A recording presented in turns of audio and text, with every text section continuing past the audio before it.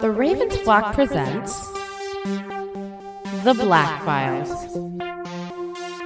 an uncensored interview and review podcast for all geek fandom.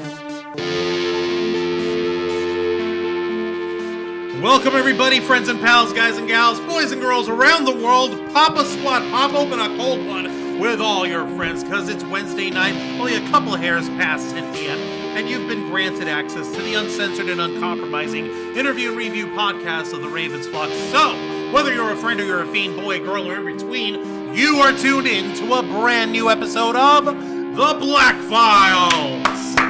Welcome one, welcome all. It is Wednesday night, July 8th. I hope you guys are having a wonderful Wednesday evening. And I know that there's a lot of you that had a pretty awesome 4th of July. Good for you. We kept it low key ourselves. Not a big fan of the fireworks, of course. A lot of the boom booms that happen in our neighborhood. Yeah, no, and it wasn't even like proper goddamn fireworks either. We're just hearing explosions. We're just hearing like, guys, where is the fizzle? Where's the little sizzly? Where's the whistling of the shooting up of the rockets? I saw one neighbor setting off, lighting up a Roman candle with his kid to entertain his kid, which is understandable. And of course, you just have the shooting up, and that's it. There's nothing wrong with just a Roman candle or two. But for crying out loud, don't just set off a freaking legalized kaboom boom bomb a doom doom and expect people to go ooh and ah because there's nothing sparkling afterwards. Where's the sparkle? Where's the razzle dazzle? God, I can almost forget it. In Washington D.C. Ugh. No, there was nothing razzly or dazzly happening. Oh no, that's why I said. Thankfully, you weren't there because the amount of fireworks sent some people to the hospital. Yep. Oh yeah, I read something about somewhere in like the state of Oklahoma that there were some like tree fires or house fires from failed fireworks, something like, I don't know. Wait, for real? This one was because there were so many fireworks that went off in Washington D.C. that there was an actual haze, and they warned people about the irritants. Oh yeah, no, because that's a big problem with. Oh, I want to have the biggest, most spectacular, most luxurious explosions of all time. You can't have that many freaking fireworks go off. Do you not know what fireworks do in the atmosphere? You have zero cell phone signal. You have zero communications. That stuff acts like a chaff grenade because you have tiny metallic particulates in the fucking air refracting, reflecting, and regurgitating and gurglifying the cell phone signals. Not to mention the freaking pollution, not to mention the freaking haze that looks like something that happened in September 25 years ago. But I'm not going to go on that front exactly. Sheesh. People don't know how to plan shit anymore. I'm gonna freaking drink my soda angrily at them. Folks, thank you for joining us tonight on The Black Files. I'm your host, Juan Arouse, one of the heads of the Ravens Flock, the tick guru of the team. I'm the dude who, thanks to some nudging from Jose, managed to do another special good awesome thing, which we're going to announce to the public this Saturday. That's right. This week is our whoa. Should we wait until we get some stuff first? What's up? Well, Shouldn't we wait until I'm going to announce the stuff, and we're going to get the stuff afterwards and let people know even further. So it's okay to announce the stuff. All right, then. It's a thing with the guy in the place, and you'll never forget it. It's going to be excellent. And like I said, this is our full return. That means this Friday at 7:30 p.m. we have a brand new episode of Wrestle Rewind, and this Saturday at 5 p.m. we have Los Amigos Play, and at 7:30 p.m. we have the Ravens Flock. All our programs, all our stuff is coming back, which means I get to finally poke at everything with my special Letaxor skills. Thankfully, we're not alone tonight. Joining us are the usual suspects. Angel, unfortunately, as per usual, due to work, is tied down. He's not able to show up tonight. But we do have our lovely ladies of the Ravenslock here. We do have our own personal Starlight Roads cosplayers extraordinaire, and let's give it up for our wonderful and unforgettable, inimitable Dragonfang and Zayana Rose cosplay. Yeah, no, 4th of July wasn't fun because, some people might not know. Our old lady dog, Shiva, she does not like loud noises. So what do the fireworks do? They go boom. It loud. She go cray cray. She go scared.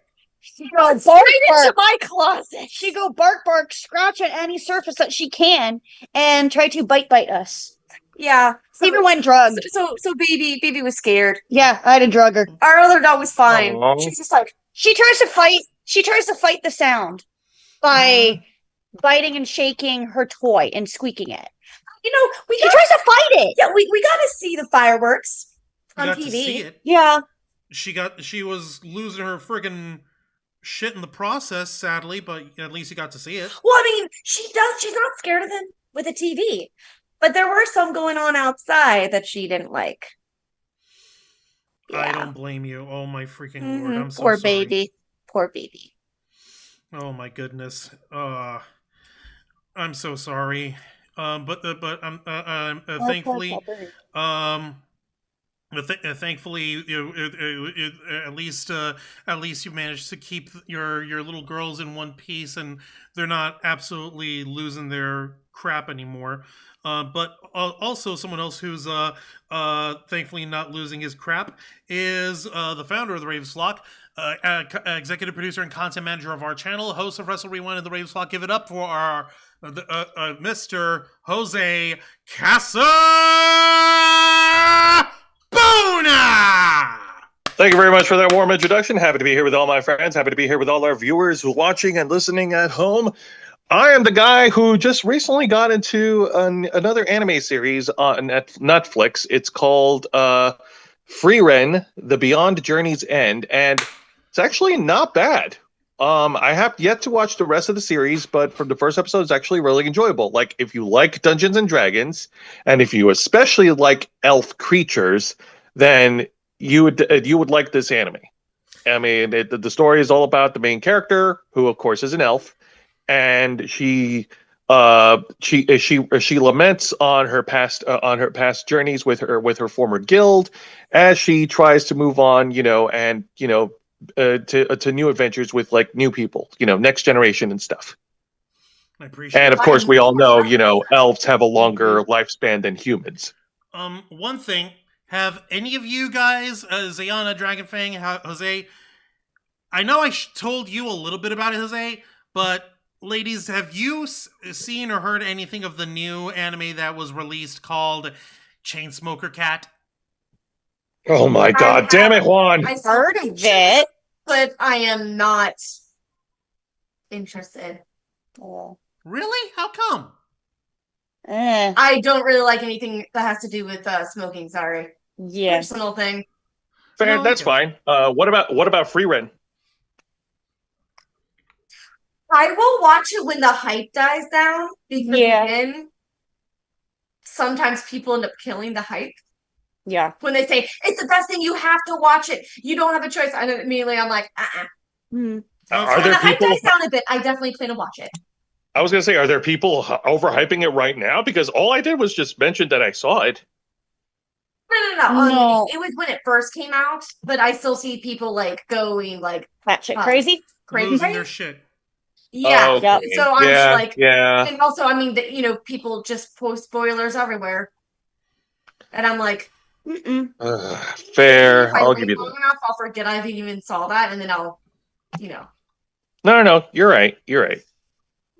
I appreciate it, guys. But I heard it's really good. And But it does at look least cute, so. at least we know where everything stands on all this.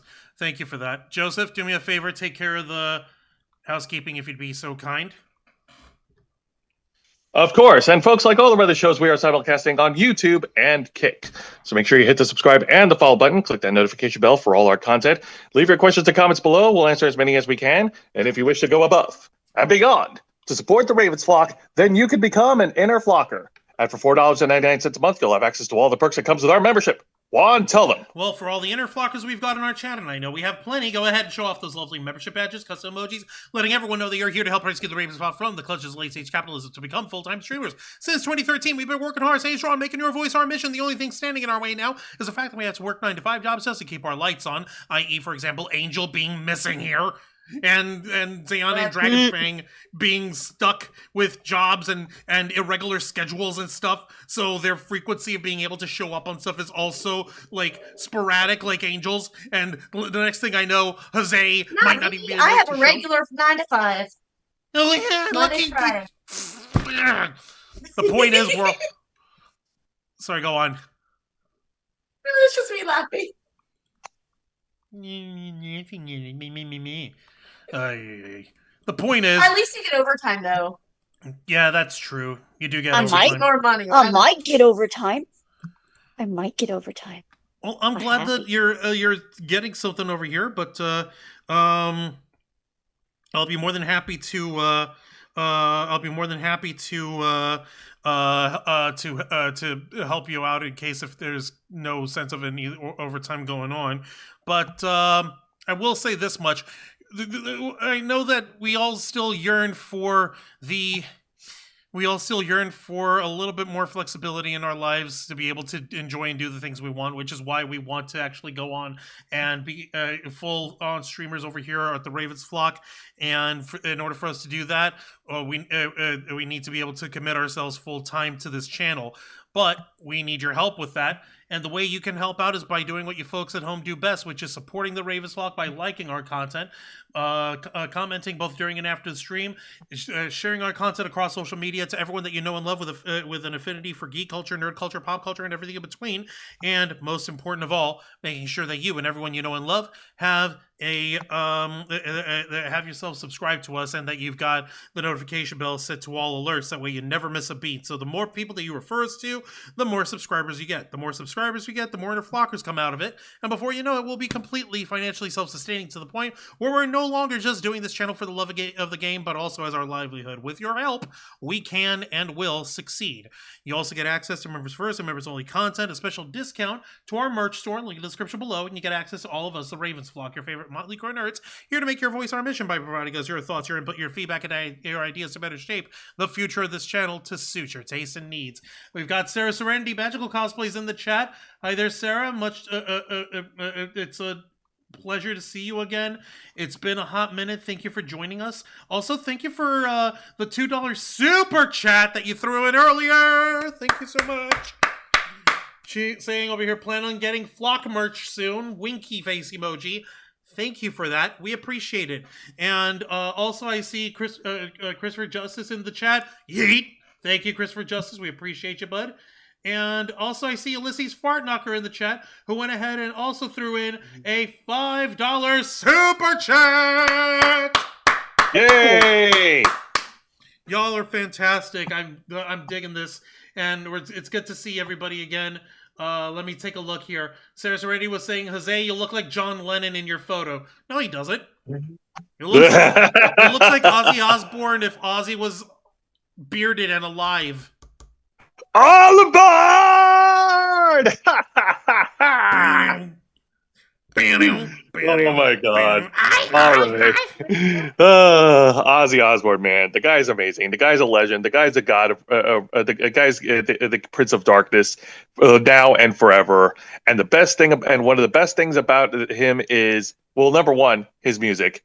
Number two, his just his overall persona and just how inspirational he's been to the biz. And number three, he has never, ever, even in his last dying breath, has ever had to rely on AI SLOP for any of his content. Period. You hear that? Period. Jose added the T at the end of the period.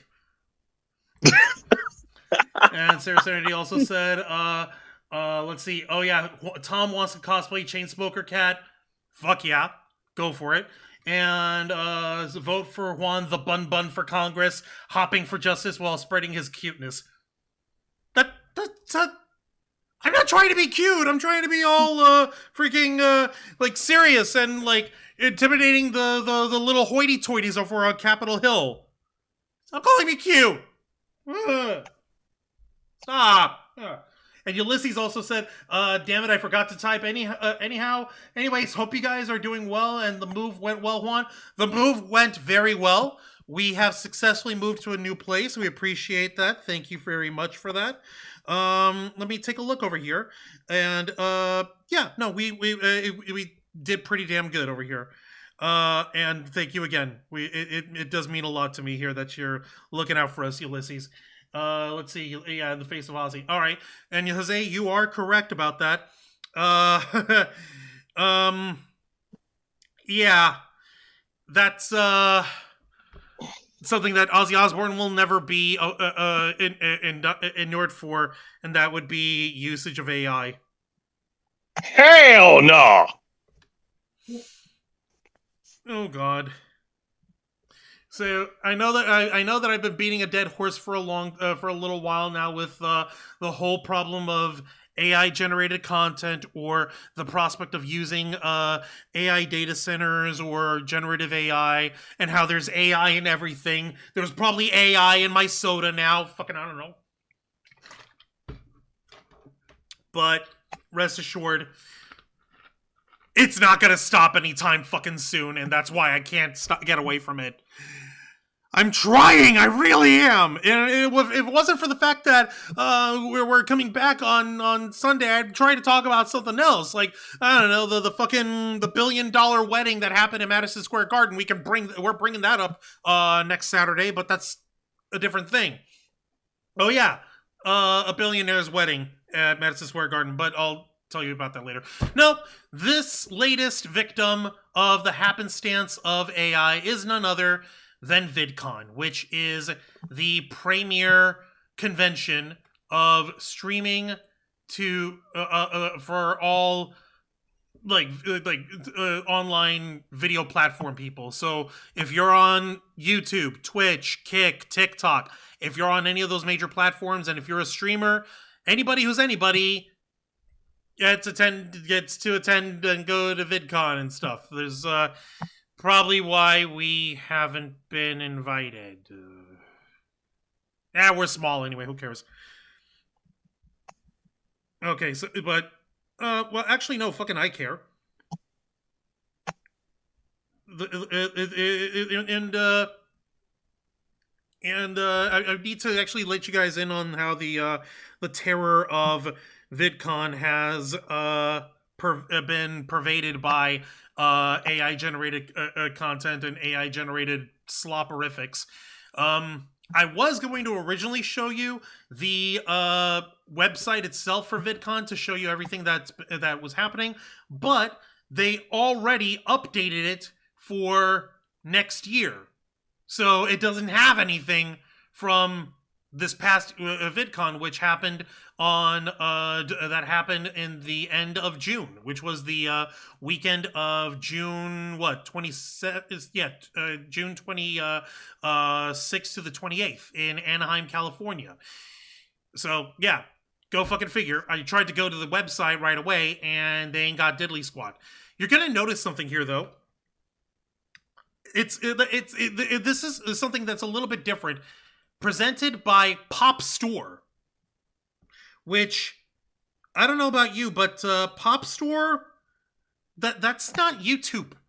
VidCon was created for YouTube. It was created initially just for YouTube creators, and to I don't know, to promote the platform as well.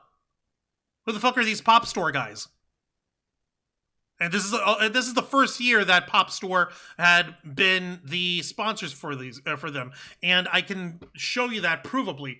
AI slop like Fruit Love Island. No, way worse than that, Sarah Serendi. It's way worse than that. Okay, I'm gonna quit beating around the bush for now. So,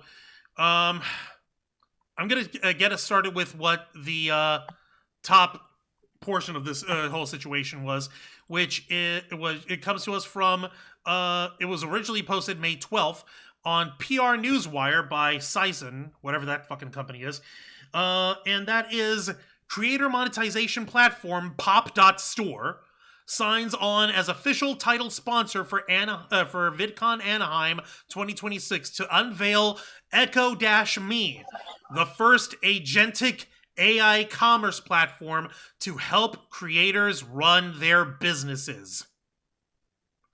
Oh my fucking god! I'm going to puke.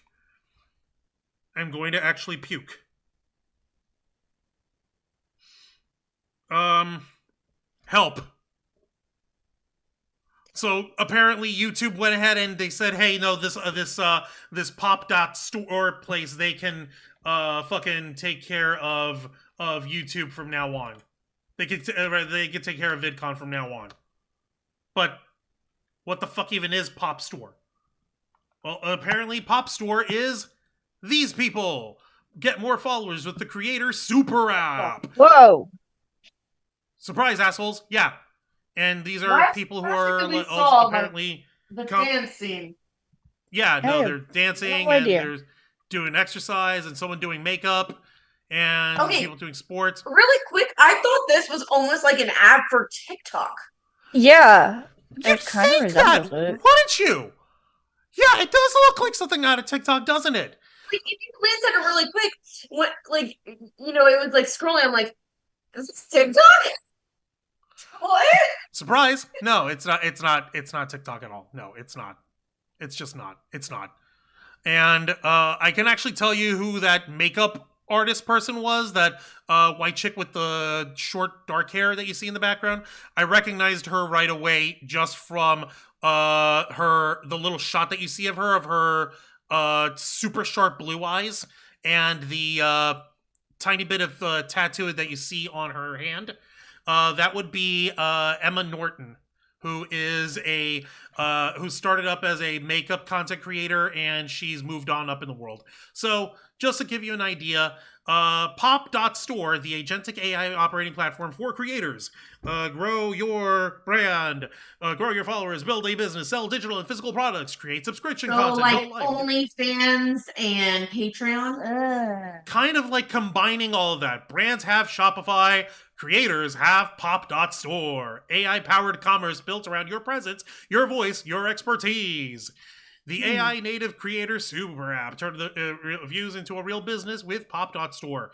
So these guys are the ones who've got the crown jewels. They're the ones who are currently running the craziness of VidCon from this past year, from 2026.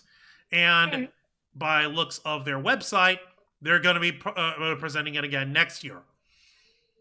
I guess they decided that VidCon's too big to fail, and we're all just going to be stuck eating it. So go figure. But at least now we know who's got it. And yeah, see, here she is, Emma Norton. I fucking called it. Actor and artist. Yeah, she's also an actress. But that's not what's important. But you see, it even pops up and, okay, you can buy digital things from her. You can subscribe to her. First off, she's a hell of a cosplayer. She's a hell of an actress. So you see this crazy-ass costume. That is like her version of symbiote Black Cat from Marvel. That's Oh. rich. Damn. Yeah. I had to do a double take. Yeah, because you see the fur bits that are supposed to be like the Black Cat's fringe or whatever. That shit is all. She had it made as like plastic little silicone jabs, so they look like Venom's teeth. That looks pretty cool. All right, so yeah, so like take it for what it's worth. She is that damn good. So notice for the record, this is not meant to be a jab at the individual creators, except for some of them that I'm going to point out to you in the lineup. But but as well as I can say, like there are excellent creators who are partnered up with these things, so it's totally okay. Like you can't fucking fault people for trying to work on their work. All right, so it's as simple as that. Putting it from there. That being said, now we see what Pop.Store is all about, and here's how their stuff broke down from back on May 12th. By PR Newswire. VidCon, the annual event that sits at the intersection of all aspects of the creator economy. Creators, fans, brands, and industry today announced that Pop.Store, the creator monetization platform that empowers creators to own their audience and monetize directly through a single, easy-to-manage storefront, will be the official title sponsor for the 15th annual flagship show. As the official title sponsor, Pop.Store will unveil Echo-Me, the first agentic AI commerce platform built specifically for creators. As the creator economy rapidly evolves and is projected to reach $480 billion by 2027, VidCon returns to Anaheim for its 15th anniversary at a pivotal moment in the industry. Despite massive growth, the majority of the 200 million content creators run their entire operations alone, without teams, tools, or infrastructure to support them. The partnership ties into these larger industry themes, with Echo-Me from Pop.Store poised to impact how creators utilize AI, shifting from task-based AI that waits for instructions to an agentic AI commerce platform that runs workflows autonomously to reduce operational work. Echo-Me gives every creator a full team working behind the scenes. The social engagement agent responds to comments and DMs in exactly your voice and at a human cadence, so every interaction feels personal, growing engagement up to 8 times. No. What? No. Fucking what? What the fucking what? No. Let's see, the content creator agent produces fully researched illustrated PDFs in under 10 minutes and generates HD and 4K reels and photo shoots featuring the creator themselves in minutes, replacing days of shooting and editing. The deal monitoring agent scans every DM so no brand deal or collab opportunity slips through. Lastly, the DM auto-selling agent handles comment to DM flows and closes sales automatically so your storefront sells while you sleep. For the first time, creators of any size have the infrastructure to a full operation without the overhead. This shift gives creators critical support and flexibility to grow their audience and focus on creativity as more creators become operators. I want to fucking puke. Whoa. Hang on. Juan. Keep yourself... pause for a second. Puke. If you have a drink, take a sip. This isn't strong enough. I'm stealing your Jack Daniels. You can't stop me. Hey, back off my whiskey. There's plenty of other bottles to steal. Yeah, Okay, so right. what I'm hearing with this is the content creator agent pretty much basically it gets rid of the point of going to these places and actually having shoots. Yeah, from what you can just generate it right there and boom, there you go. You don't get to actually have the experience. It's flat. It's fake. Yeah. It's make believe. It's Part of the baloney, thing that- bullshit. Yeah, the part that interests me about like especially doing location shooting is the experience of going there and then oh my gosh, look And then just look at the picture right there. Oh my gosh, I can't believe I did looking this. at the scenery around you going, oh my god, I found the perfect place. Also suffering. Yes. Oh, you want You suffer for your cosplay. Yeah. Yeah, some places really cold. Yeah. But no, this is the cheap way. It's like you're taking all the fun out of it. Also, we already know that AI, the backgrounds tend to look a little Wonky. yeah. Funky. Yeah. And maybe a little bit distorted. A little bit distorted. We'll be lucky if there's any semblance of I'm being humanoid shape. nice right now. God. I can't fuck. Okay, nobody minds that I freaking spike my soda with some of the Captain, do ya? Fine, go ahead. Spike your soda with Captain. And if for you the record, must. and remember, kids, I'm going to give an obligatory disclaimer for this one. Remember, folks, we at the Ravis Flock are all over the age of 21. Do not drink and drive. Drink responsibly, and do not consume illicit substances without any sort of anyone else's permission. Okay, great. Okay, We're cool. all over 30, so. Yeah. Yeah. I know. I'm trying to be generous here, so fucking. No, you're fine. You're fine. But yeah, so far this does not look good. It doesn't. But wait, There's more. Because of Right? course there is. There's more. There's always more. There's It's never ending at this point. As title sponsor, Pop.Store will host the opening day keynote, moderated by leading creator economy expert and platform insider John Uche. John will sit down with PopStore CEO Gautam Goswami for a candid conversation on the single question defining the next chapter of the creator economy. What happens when AI stops being a tool creators use and starts being a team that works for them?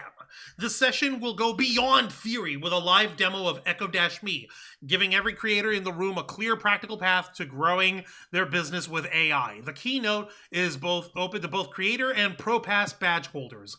Additionally, PopStore will showcase Echo-Me on the VidCon Expo Hall floor with a 50x50 galactic mission control booth, a high-fidelity command center designed to show attendees and creators what it looks and feels like to have an AI agent team working for them.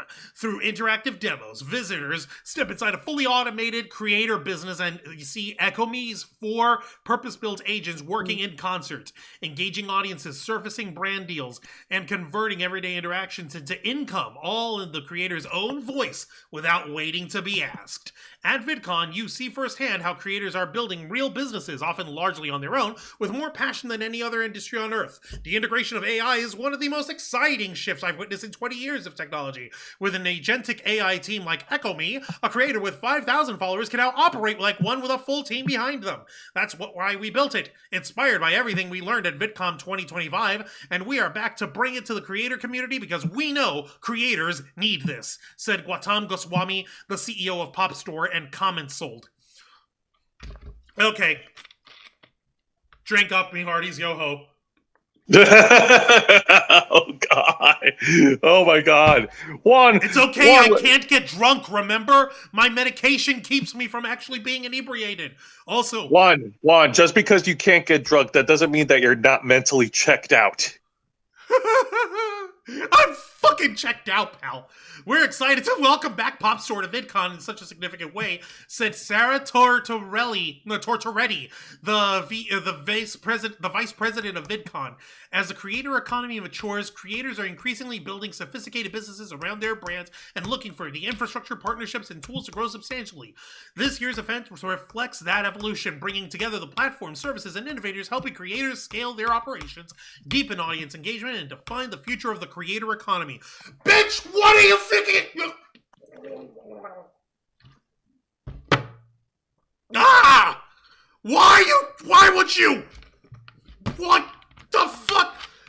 No wonder that YouTube took its name off of the fucking convention. They're not. What the fuck, Starscream? Even with how much freaking AI YouTube shacks itself off to, even I wouldn't fucking want to delve into this shit this deeply. Oh my god. God damn it. And to show you guys, everybody that has been, that was in this convention. Sarah Serendi is saying, as a fellow Sarah, we don't claim her. Cute, thank you. Speaking of cosplay guests, I'll be a cosplay guest for a new con, VendorCon, in September, and a cosplay judge. Yay, Sarah Serendi, thank you for that. Ooh. I was gonna bring that thing up about the wedding that I talked about. You mentioned it in the comments here, but I'm gonna bring that up Saturday because we do have to fucking talk about that. It was gigantic, Yes, we do. but yeah. All right. Yeah. All right, continue on, Juancho, with Okay. the thing. I'm trying not to cry. Hang on. How about you take a break? I'll read this paragraph. Yeah, sure. Like, here's the paragraph. All right, here we go. VidCon 2026 guests can expect an elevated event experience with 3 ticket types: VidCon, Creator, and Pro, tailored to fans, emerging creators, and industry professionals. Attendees will be able to engage with featured creators through meet and greets, stage programming, and immersive and interactive activities and events. Featured creators who will attend VidCon include filmmaker and performance artist Anthony Poe, beauty pioneer Emmy Combs, gaming creator Fulton, Love Island USA breakout Jeremiah Brown, and YouTube trailblazers like Alex Wasabi and Geozel, as well as Glozel, as well as the rest, with more to be announced leading up to the show. And here to stay up to date, please visit. Sorry, go ahead. To stay up to date, please visit www.vidcon.com/Anaheim.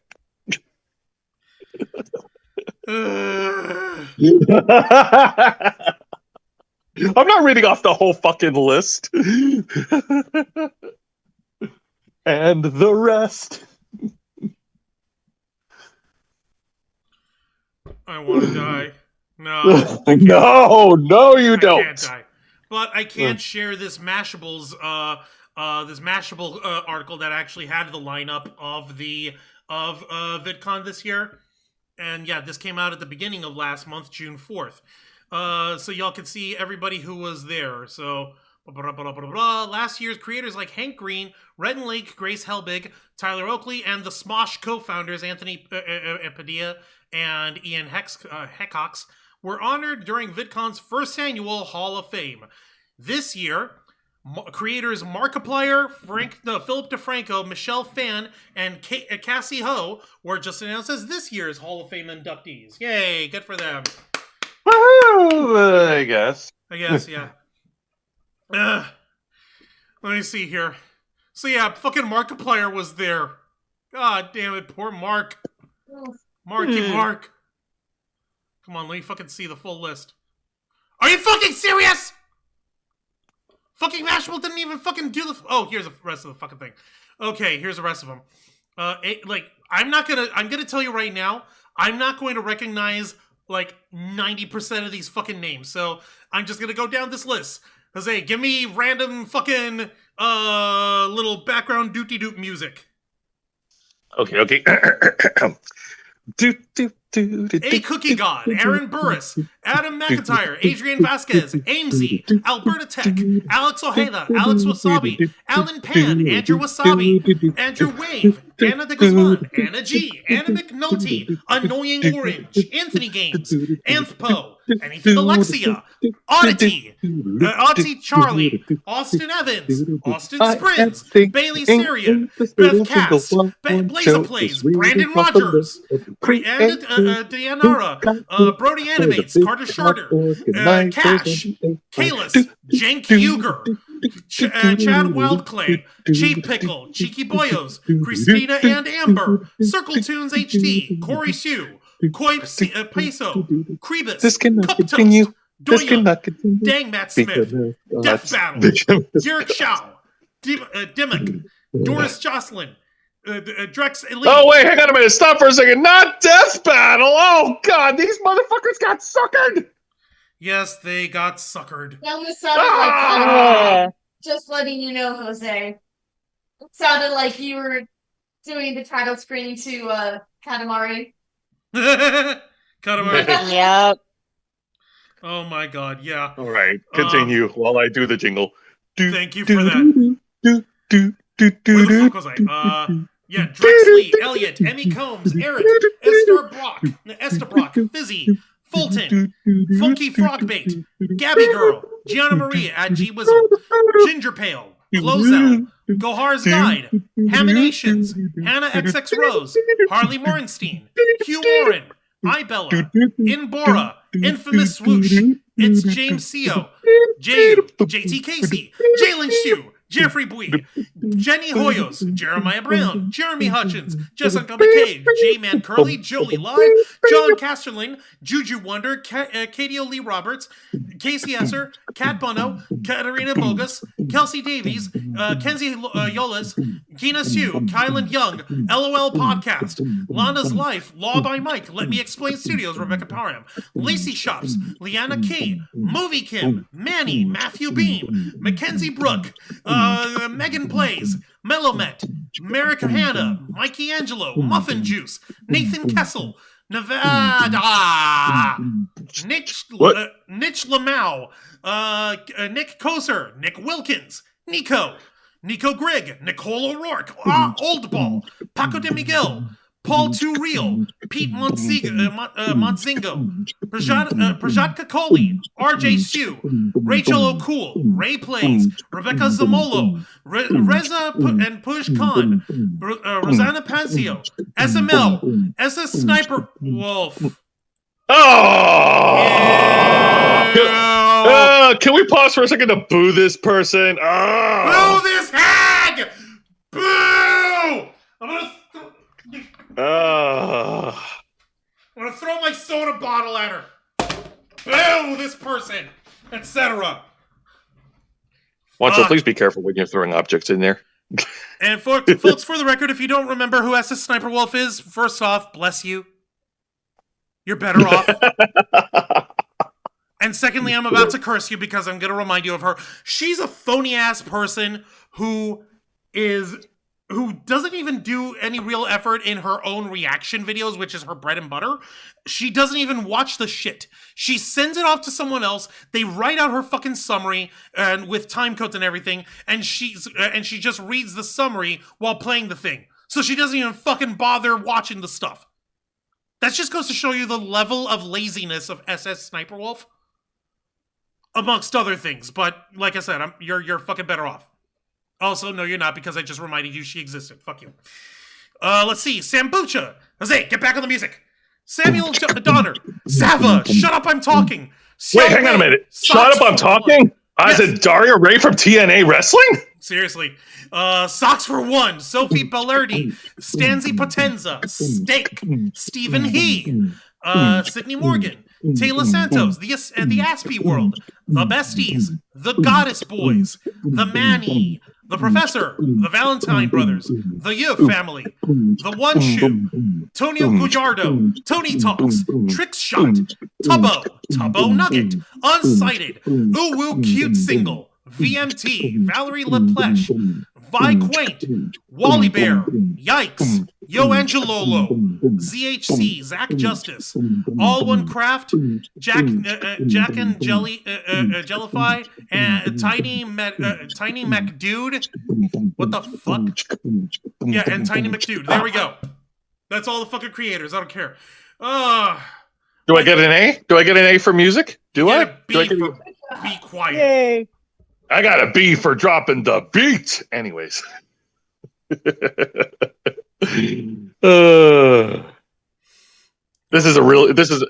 these are the list of creators that have been duped and that showed up have been to VidCon. Yeah, that showed up to VidCon. Perfect, great, nice going. You didn't have to read off the whole goddamn list. I said I was going to, and I did. A man who keeps his word, even if it's terribly inconvenient to you. Did we even keep count of how many there were on this list? Too many. A lot. Oh my god. Too many. Too fucking Jesus. many. Stephen He, I recognize at least. He is the dude who he is the Asian dude who did the who gave us the emotional damage meme. That's him. Where you got the where you have the disappointed Asian parents or whatever on him. Yeah, that was him. And unfortunately, yes, we do know of SS Sniper Wolf, and I think you've already spoken ad nauseum about it. And the less we talk about her anymore, the better. Exactly. Glug glug glug. No. Fucking hell. But that's just a byproduct of the big issue surrounding VidCon. Yeah, it is. The big fucking problem is the fact that they had AI every fucking where, and that they've got this freaking AI product as their feature highlight of the entire convention instead of, I don't know, creators being the highlight. Yeah, you could say. It's AI is being treated like a new social fad that everybody in society has to get their hands on. Like, you got to get your hands on this AI, otherwise you're never going to make any friends, and no one's going to want to talk with you. You'll be one of the nerdy, uncool kids who nobody wants to hang with or share their lunch with. Meh. Exactly. It's being treated as a fad, as a social fad. And yet, it's here to stay, from what I can tell. And it's not from a lack of fucking trying, at least not on our part. Like, let me break this down. That wasn't the only, like, bit of AI sloppery that was going on. Apparently, according to some folks who were at attendance at VidCon, instead of, like, what they ended up doing is that they went ahead and they were offered being, like, a featured creator, some of these folks, and they ended up turning those offers down, namely because you had to step into their AI gimmicks for the weekend as part of, like, getting the ticket. You know, as part of getting featured. I'm sorry, but there's only so much of my... I'm sorry, but there's only so much of my soul that I'm willing to fucking sell. And, like, there's one creator that... there's one streamer, there's one online personality that I follow on the Talk Switch Tick that actually has some choice words about this shit. I'll just break this down for you over here. She goes by the name of Soupy Time is her freaking handle.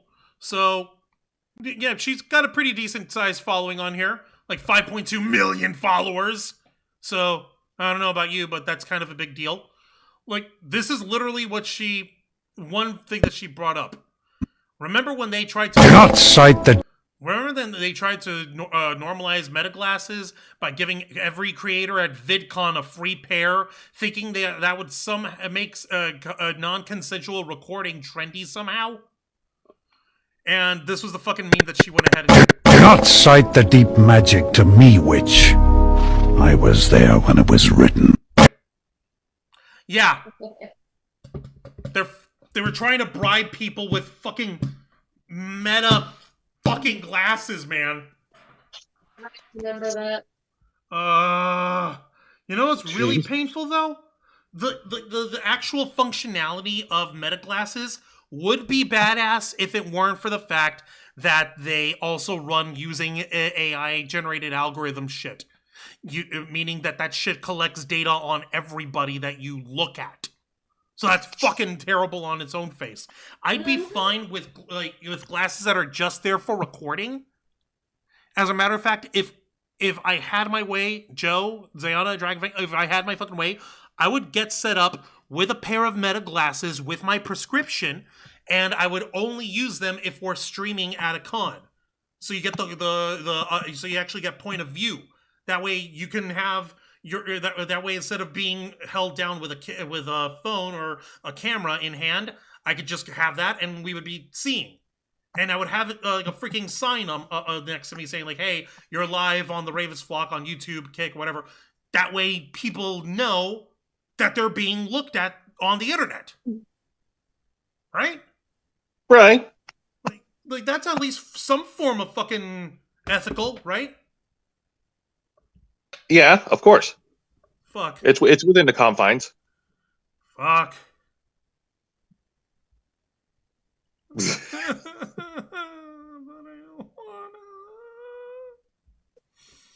Oh man, Juan, do you need a hug? You're not allowed to hug me. You are not allowed to hug me. Not at this shit. But she had a little more to say, and I wanted to share this here because, like, I've been invited to Hang on a minute. Yeah, I would definitely want us to. I have been invited to VidCon for the past 4 years, but not this year. And I think I may know why. When my manager emailed them in May and was like, "What?" They sent back an invited creator form, meaning you weren't chosen to be a featured creator doing the panels and stuff. You can still be here though. A lot of my friends of years past went as invited creators because they turn down doing the panels, but VidCon still wants them there because they like to give creators the sponsored products that sponsor the event. They want them to run the industry tracks. They want them to sign up for the sponsored crypto card or whatever so there's a reason to be invited to VidCon if you're not going to do anything at VidCon, is what I'm trying to say. So knowing years past of what it's like being an invited creator, I was like, sure, I'll drive down to Anaheim for the first day of the convention, see what it's all about, see if I can get some Mr. Beast feast. And that whole experience was just bunk, and I'll go into that in another video maybe, because it's way too long for this. I didn't know driving down that it wasn't presented by YouTube or TikTok this year. It was presented by an AI chatbot messenger for creators to AI generate comments and replies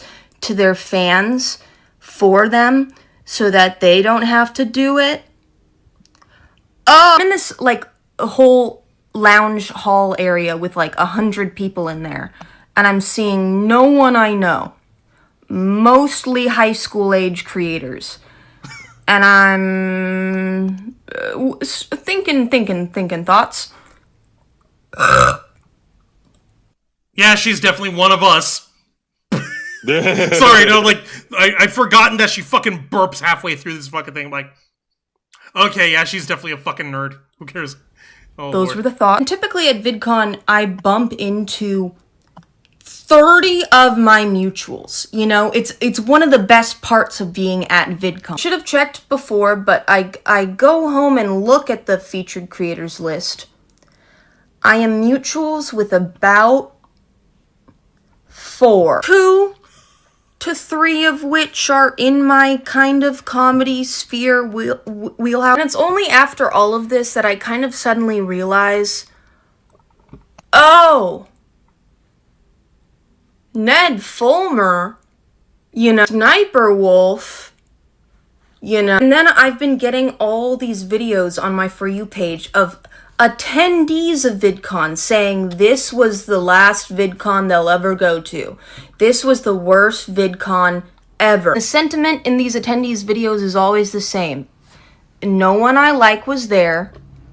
The panels that I did like were few and far between. The amount of AI SLOP sponsors and booths just all around were innumerable. And it sucked. And I'm left here kind of realizing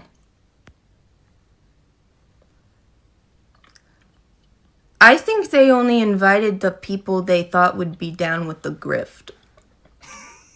My mutuals, I think, were the bases they had to cover. They also didn't say yes to be part of the grift. They probably said yes because they expected a normal happy time VidCon. Like normal. But it was VidCon who made the decision of, you know what? We're not really getting any big sponsors this year. Let's grift and tie all of the featured creators this year, tie their names to the grift, have them do AI topicked panels. But worst of all the new featured creators that people my age attending didn't know have younger demographics. The demographic shift has shifted. Again, creators aren't at fault. I think VidCon knows it will make more money if it advertises to children more than adults. To younger audiences. Children. Under high school age. All in all to say, I am very happy I did not, get to be a literal part of it this year. VidCon. Hey. Remember when you just had SZA? It was 2023.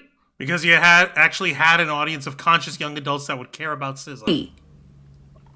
And the performer the headlining performer of like the closing night was SZA. So it's not the creator's fault for attending.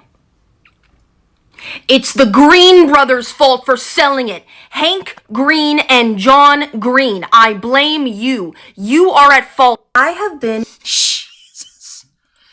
So clearly she's very passionate about how that shit fucking flew down the fucking toilet. So Yeah. like, as someone she's clearly got a way bigger reach, way bigger audience than anything we could ever hope for. She would be a little bit more aware of this stuff. Oh yeah, her name's Georgie. She goes by Soupy Time.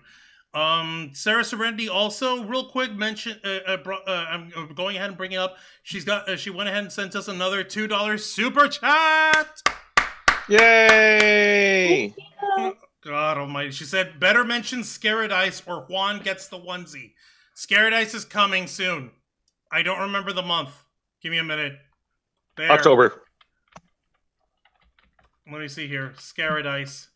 Yeah, it's going to be October 2nd through the 4th at the Florida State Fairgrounds.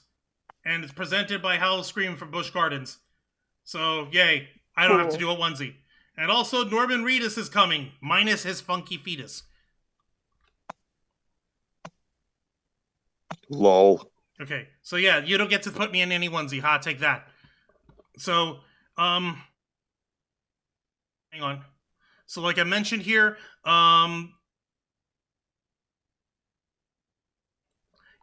Soupy, what's her face? Georgie, Soupy Time.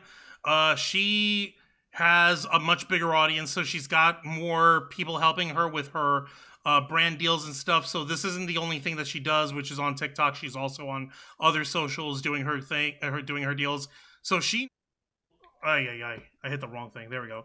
So she knows more of the bigger industry people than anybody we would ever hope to interact with. So the fact that she couldn't recognize fucking anybody and she's only 24, that's a fucking problem.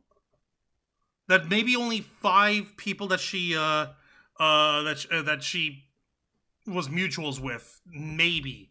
Now that's gonna come off like us even going like, headline: old man yells at cloud or whatever, Grandpa Simpson, that stupid thing.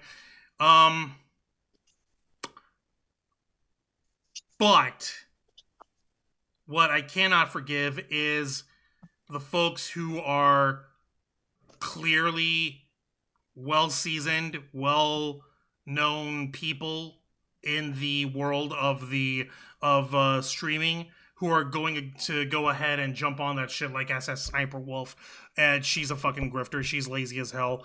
That Ben Foster, what was this guy's name that she mentioned? What was the name? Hang on. Let me see. God, do I have to actually go back in the fucking thing? Let me see here. No, it was a dude. Who did she mention? Shit. God dang it. I think she said Ben Foster. No, not Ben. I think she said Ben Foster. No, Ned Fulmer, right. They sound similar-ish. Yeah. Okay, so yeah, Ned Fulmer. Apparently, he used to work for the Try Guys, which was a thing back in the day, and he had a problem and he had a controversy because he had an affair with a lady. And SS Sniper Wolf, like I said, she's lazy and she's a fucking grifter. The less I mention about her, the better.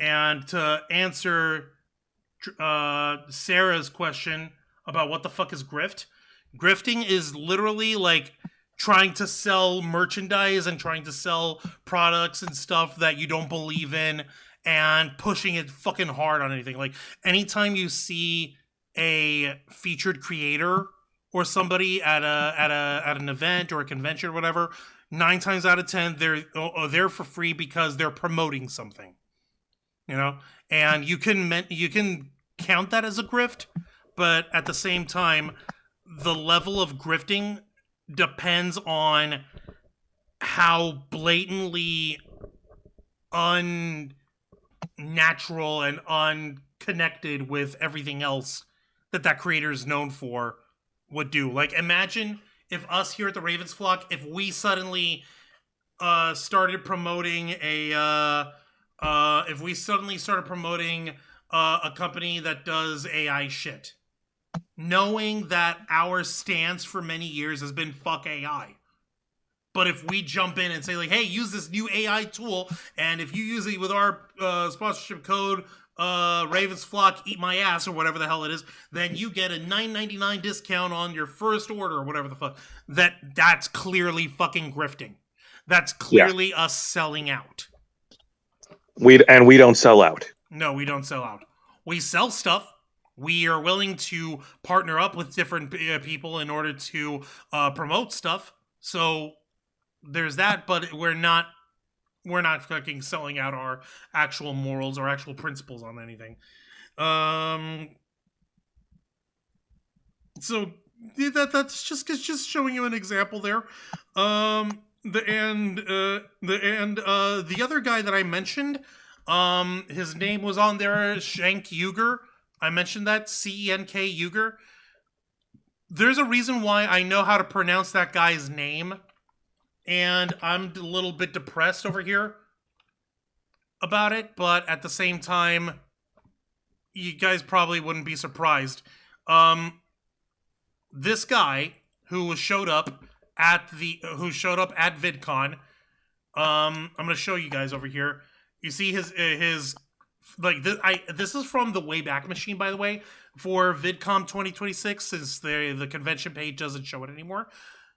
That is Cenk Uygur, and you see underneath it has the name of his channel, The Young Turks.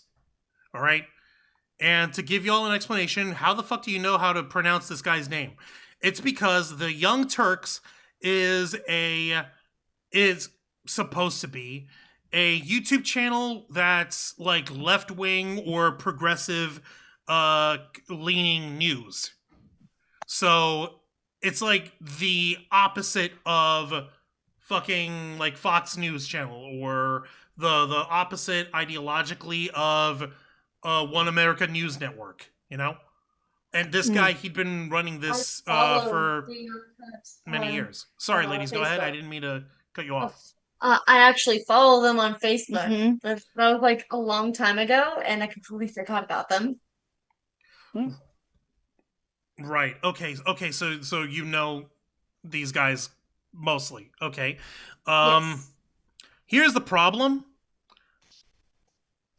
I wasn't originally looking to make this connected to my campaign, but considering that I only just literally today discovered that this guy was part of the featured creators at VidCon, and knowing the kind of grifty shit they were on, it doesn't surprise me, and it depresses me. Let me put it to you this way. Cenk Uygur, he set up the studio that he films the Young Turks shows on YouTube. He set that studio up by crowdfunding it with members, with viewers, with subscribers, with people who actually believe the cause of like, hey, let's have a home for progressive or left-wing, populist and left-wing news and social commentary, and let's actually have that, and let's pay for this fucking studio if you guys are willing to donate, and if you guys are willing to help us out with that, then we're gonna put it together, and it's gonna be the TYT, the Young Turks studio, right? Correct. Fast forward to when did this happen? Hang on a minute. You guys in the group chat, you're in the Zoom chat, you guys are seeing what I'm typing into the search, but you're gonna see why.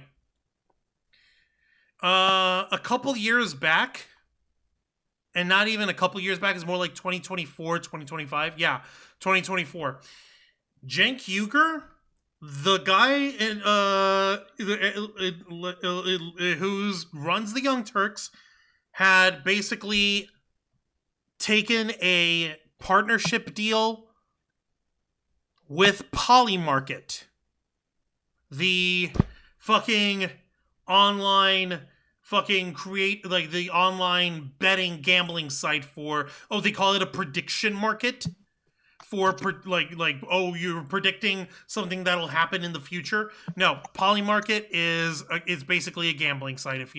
And Cenk Uygur himself, he actually made a deal with them, and he even renamed the studio that was crowdsourced by the viewers, by the fans, and he renamed it the Polymarket Studio. That's how big of a contribution Polymarket made. He took their money, knowing that these guys work on a seriously sketchy ass industry where you can bet on whatever random ass event that's going on, and this thing is like a gigantic fucking scam with people who are usually betting on something that they have advanced knowledge about. So that's like a big fucking controversy that people have been going in on and needling TYT and Cenk Uygur on over his affiliation with Polymarket and stuff, and his fucking justification on it is like, oh well, they're helping, they're sponsoring, and I'm still a capitalist. I'm still a guy who's trying to build a business and be able to have the business generate a profit. So of course I'm going to work with these people if they're going to offer a good deal. Of course I will. I don't know. This kind of bullshit was like the Polymarket studio was the Polymarket website was also fucking used in the 2024 election, where people were putting extreme bets on Donald Trump winning in order to, and wouldn't you fucking know who won the pony? They fucking ended up making off with billions of dollars over here. Like, look at this shit. Like, right off the bat, you can even see a live fucking view of people predicting whether or not Bitcoin is gonna go up or down. It's fucking disgusting. You're like, it's a gambling website without calling it a gambling website. No, it's just a prediction market. Fucking No, spirit. it's still gambling. They can argue all they want, but predicting something is gambling. It's just like horse racing. That's also gambling. That's gambling. You're betting money. It's gambling. Yeah. No ifs, ands, or buts. Yeah.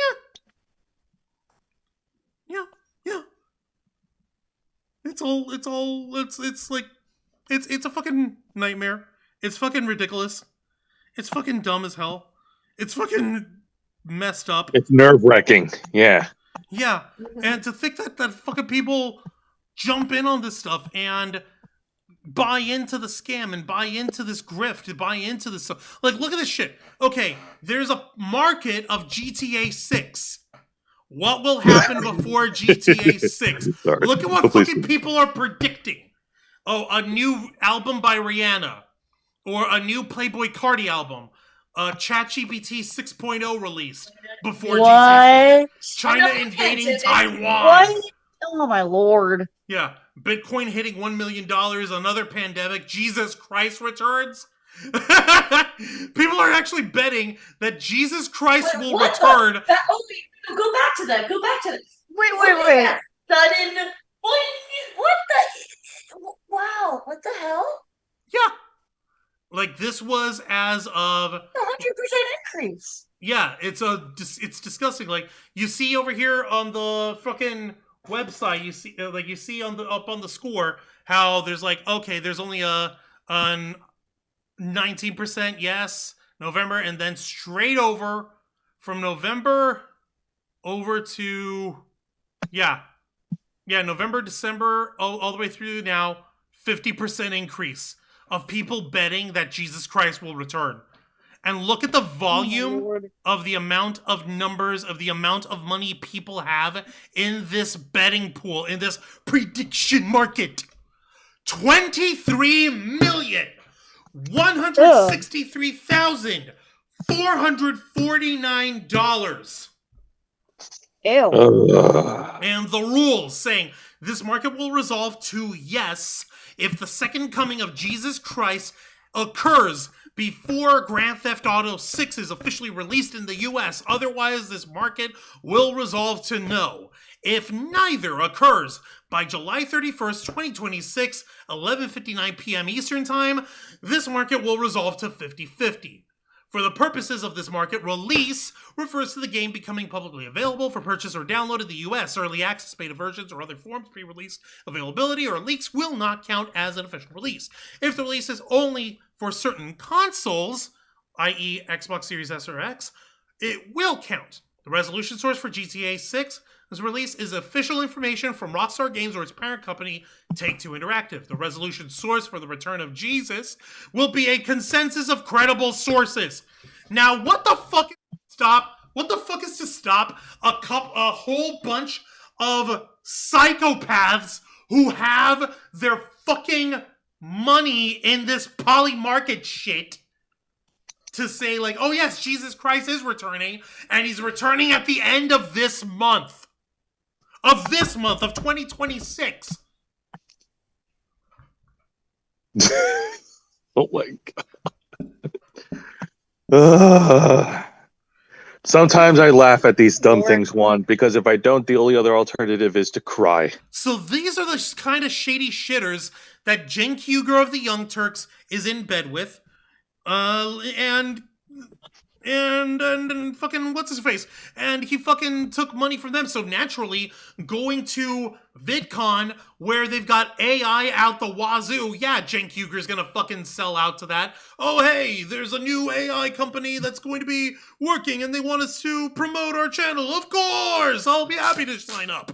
Hello, how do you do, fellow kids? Like the fucking what's her face, Soupy Time, the TikToker that I showed you guys. She's 24 years old, and the bulk of the folks who are on the fucking roster of VidCon 2026 are like younger people over here. Like what's her face, Tubby Nugget? That would be these guys. They're it's this couple that they make this little tubby guy. You seen this meme? You seen this little guy who we've seen it. Sends you love and affection and stuff. That's Tubby Nugget. And so they send it. Like, they're fucking younger folks. This motherfucker, Cenk Uygur, he's almost 60, motherfucker! And you're like fucking alleging that you're like a real brand of news channel. We're the home of progressives. We're like, motherfucker, are you serious? What the fuck are you doing at TwitchCon? What the fuck are you doing at VidCon? Dude, what the fuck, man? What the actual hell? Are you that desperate for more sponsorships? Are you that desperate for more, like, AI people to latch your wagon onto? What the fuck, man? Dude, I thought we were desperate for brand recognition and for name recognition. This motherfucker's fucking, like, literally going in with fucking both feet into, like, the shittiest fucking market that you can get yourself suckered into, the AI market, and he's fucking jumping in because, oh hey, that's where all the how do you do fellow kids will be, and I will be happy to work with all of them. Of course, I'll be happy to sell my soul for another couple million if Poly Market's involved. Fuck me sideways. Why? Why the fuck? I need to see who else are fucking sponsors from VidCon. I need to fucking find out. Let me see here. Vendors list. I want to fucking see. I want to fucking find out. Hang on a minute. Maybe this will help me out. I don't know, Starscream. I dropped a thingy. Oopsie. Yep. 2, 3. Okay, I'll find it later. Not important. Okay. Let me see.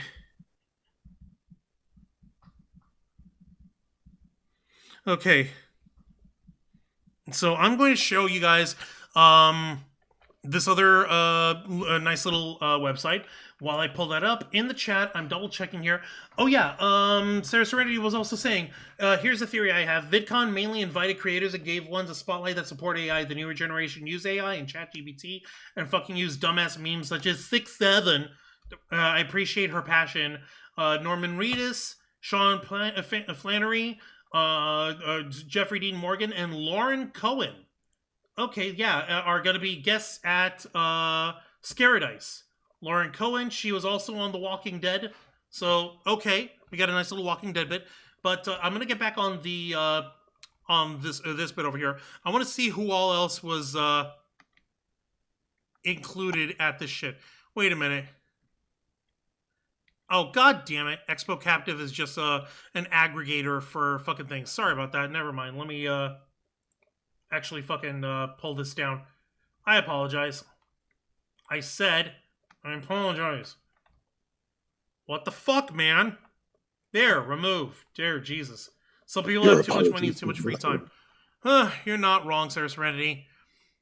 Too many fucking people were way too happy to jump in, are way too happy to jump into fucking AI generated slop fests. Let me see here. 10 times? No. No, I can't fucking. Oh, come on. What do you fuck you mean I can't fucking. Let me see. Vendilux. Let me see if this will help me actually see what I'm looking for. I want to see the fucking vendors who were at VidCon. I wanted to. Do we really need to? I wanted to see. Obviously. I wanted to see who else was there. God damn it. Fucking sue me, okay? Can you fucking blame me for wanting to see who all else was okay with selling their souls over here? Fuck.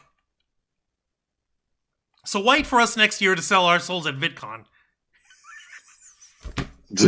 Oh my lord, sue me. Yeah, I just said that, Sarah. Okay, so I was trying to see who all else was going to be in here, but let's see here. Mashable has this stuff. Okay, we created culture. Markiplier cites chats Mashables to being a VidCon Hall of Famer. I don't really mind awards, but I really, really, really care about people making things. Okay, that's a wrap from Tubby Nugget Sightings. Okay, cool. Okay, that's fine. Fucking, like, I'm not gonna really shit too much on the people there who are trying to enjoy themselves. Wait, is that the CEO of Twitch? Oh, fuck. Yeah. Like, check this. Oh my god, it's the CEO of Twitch. We caught up with Dan Clancy, the Twitch CEO at VidCon 2025 to talk to him about Twitch's role in the creator economy. And he says, passive scrolling can't beat the community of live streaming. Yeah, Jesus Christ. So, yeah. So we've got that. Okay, fantastic. The Wasabi Brothers play How Online Are You? Okay, that's cool. Okay, so, like, the event itself doesn't seem like it's fucking horrible because you've got actual people being brought forward on the events over here. Oh, hey, here's something you might be interested in, Jose. Tubi lays out its roadmap for creator partnerships. Tubi shared many insights with VidCon 2026 audience about how creators can cross over to other media. From Tubi's point of view, it's not so much about subscriber count as whether those fans will follow their favorite creators to its platform. Streaming services like Tubi are recruiting creators like Hollywood once recruited actors. The full coverage. You can look at that. Here, I'm going to go ahead and just give you guys the Mashable website link so y'all can see the different Honestly, I don't have anything bad to say about Tubi because, you know, their shit's free. Yeah, and free is always fine. VidCon still has the magic we remember. Who the fuck said that? After spending the morning walking the floor, sitting in panels, and watching fans line up for creators they follow through screens for years, it's pretty easy to see why VidCon still matters in 2026. Who fucking wrote this? Who fucking wrote this? Okay, this is credit by Lily Cardiganer for Mashable. It was written by Crystal Bells over here. Okay, fantastic. Something tells, like, I'm sorry, but a fluff piece like this one specifically, it kind of feels like something that that you wouldn't fucking put out unless you absolutely had to. So I don't know about you, but it's like why VidCon still matters in 2026. What began as a gathering of YouTubers and fans has evolved into the annual meeting place for an entire industry by Crystal Bell on June 10th, 2026. That was before the event even came up. Hold on. Yeah, that's June 10th, yeah? Okay, June 10th. The fucking event was in June 27th. It was just 2 weeks ago. What the fuck? Why are you saying that it's like, are you fucking, I'm sorry, I'm not trying to fucking crap on Crystal Bell's article, but why is she pre-writing, pre-fluffing the event before it happened? If I was to be writing a fucking story about a convention, like let's say off the top of my fucking head, let's say we wrote one about I don't know, Scaradise, okay, this new one that Sarah Serenity mentioned. If I was going to be writing an article about Scaradise, I'd be writing it either during or after the fucking event. I wouldn't be pre-loading people's fucking like ideas or fucking like notions about the relevance of a convention before the event. Like like we did have a few years back, we did have that episode of the Black Files where we discussed like the 20th anniversary of MetroCon. We had a longtime friend of the flock and a longtime guest and musical performer, Zoe Van West, as a guest on the at that, so that they can give us their perspective on how her journey at being part of MetroCon had evolved. We all gave our jazz about how MetroCon was a part for all of us, and yes, and we brought that stuff up, and we brought that just before MetroCon came up. But we were doing that in a matter of like the retrospective of how MetroCon had came to be. We weren't trying to make the case that MetroCon, quote unquote, was still relevant or still matters. Because that kind of shit speaks for itself. If you have to try and convince somebody that something still matters, odds are it probably doesn't matter that much anymore.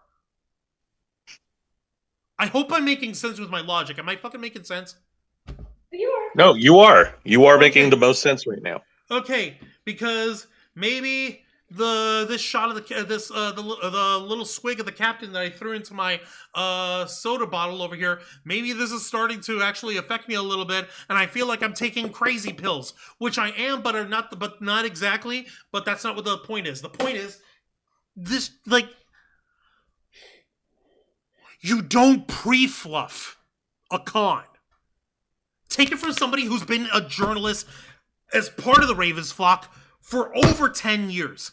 You do not pre-fluff a convention by telling, especially a long-running convention, by telling everyone how important and relevant a convention is. You can talk about the fun. You can talk about the guests. You can talk about some of your favorite moments from conventions past that you would like to try to relive, or something that stuck out, or maybe that's something that will happen again, or some new iteration of it would happen again. I don't fucking know. But you don't try to beg the case of your audience to say that your convention still matters. Because that brings forth the presumed fucking standard of the train of thought of this convention doesn't matter anymore. It's like the easiest way to discredit yourself. It's like when parents try to be cool with their kids by getting into the same shit that your kids are in, that your kids are into, and automatically the kids will see, oh shit, this ain't cool anymore. That's what that does.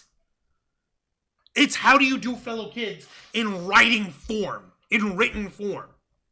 And if you don't fucking believe that this fucking thing was written out ahead of time, and again, I'm very sorry, I'm not trying to shit on Crystal Bell. I'm sure she's an excellent journalist. I'm sure that she's an excellent writer.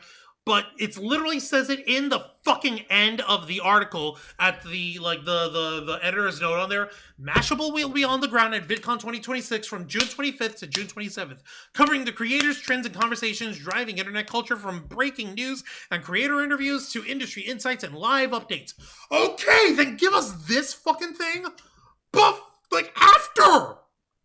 Give us your fucking review. Give us a fucking part, like your connection to VidCon after the fucking fact. Oh, Jesus. Yeah. Like, first interview, day 2 is underway. Sydney Raz shares essential. Like,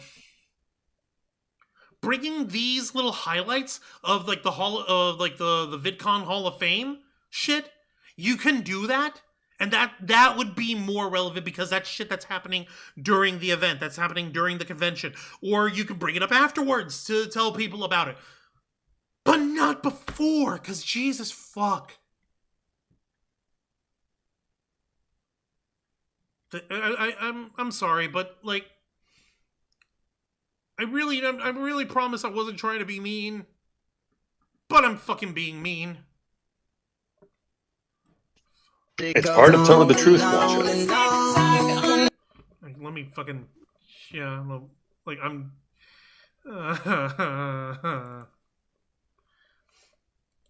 Like, even this fucking shows it over here real quick.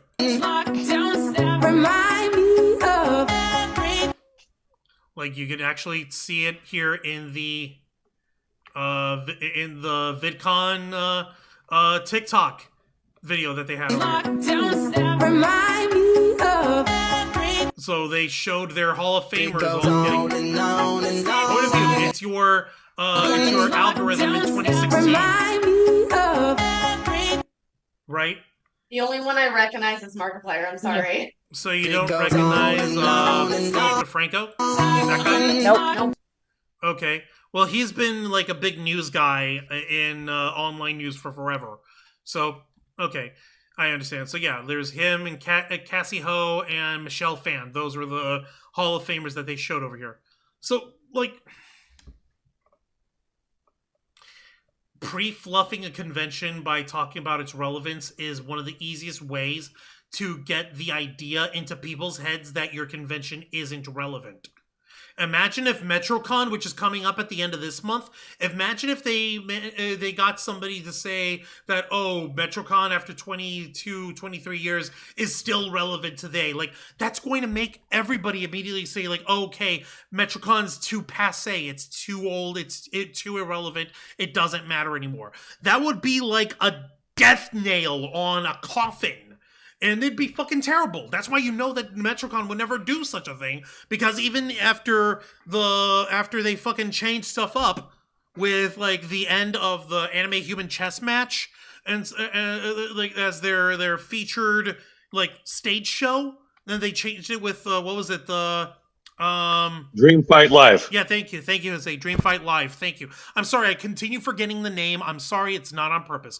And that's at least MetroCon's way of changing things and trying new stories and trying to create something new that will also stand the test of time as the anime human chess match had done.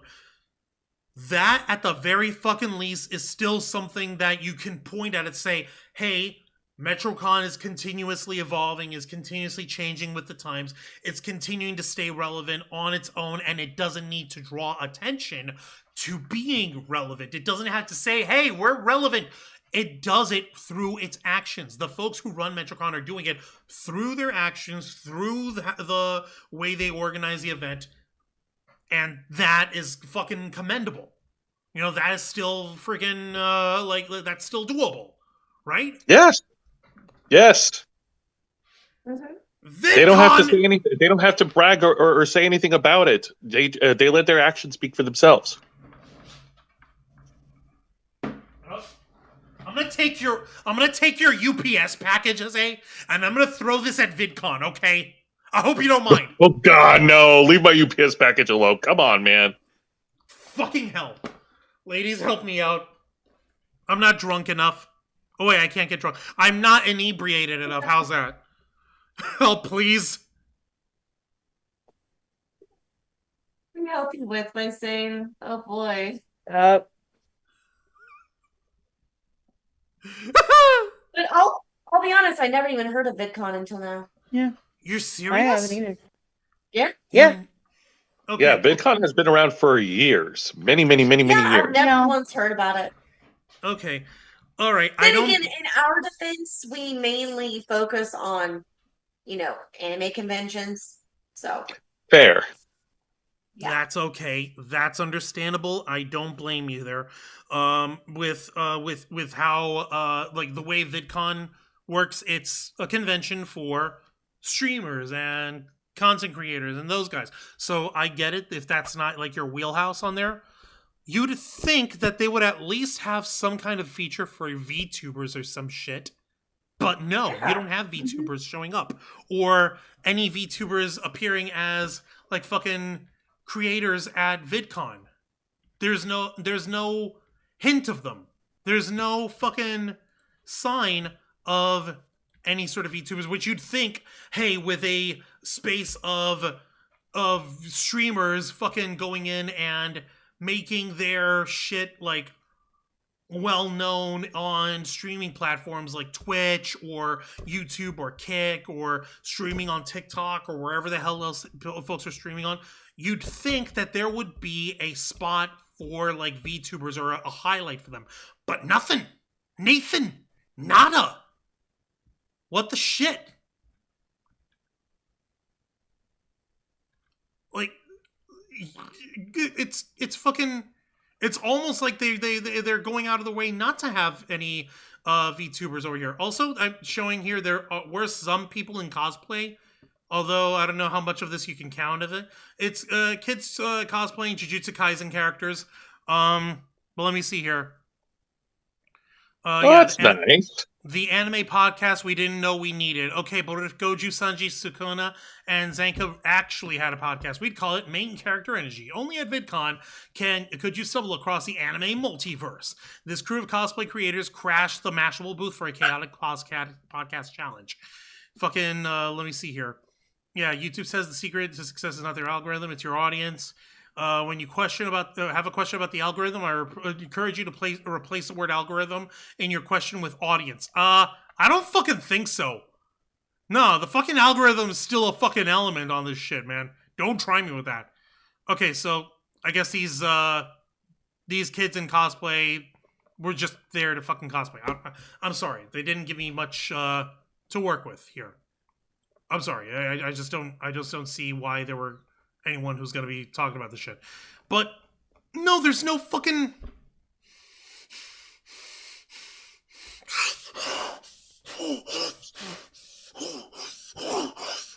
Fuck! Oh god. Oh god. Oh boy. Yeah, Juan is not nearly inebriated enough, guys. You can screenshot this fucking look if you fucking want. Hang on. No. We're good. We're good. Jesus. This is not an easy job, Juancho. Just why? I don't understand, like, why the hell... Okay, Mashable's coverage of VidCon notwithstanding. Because with Mashable being a gigantic tech news and online news and like video gaming platform and streaming platform for news and shit, you'd think they would be a little bit more thorough. That you'd think that they would be a little bit more fucking understanding of how you have to diversify or have multiple articles or multiple stories happening on the shit. Let me get this fucking Polymarket thing off my fucking screen. Never see that shit again for as long as I live. Oh god. I just want this to make sense.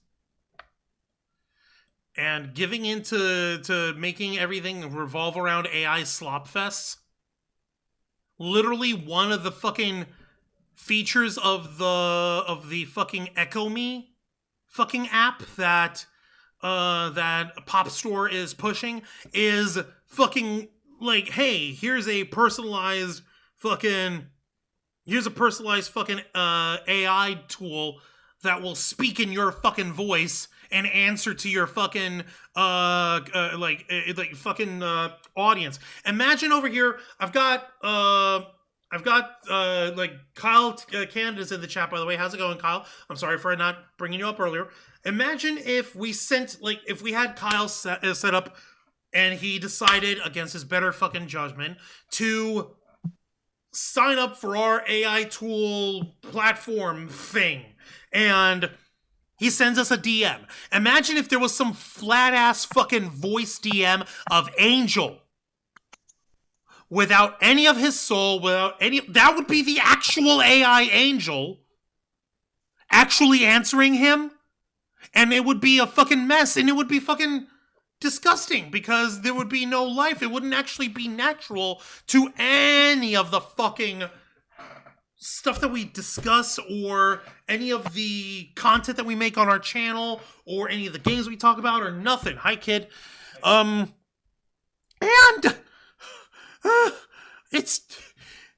it would just, and that would be the response that he gets. You know, Kyle or Sarah Serenity or let me see here. LOL Hi Juancho. It looks like it was frustrating as heck. You can't begin to imagine. No, imagine if it was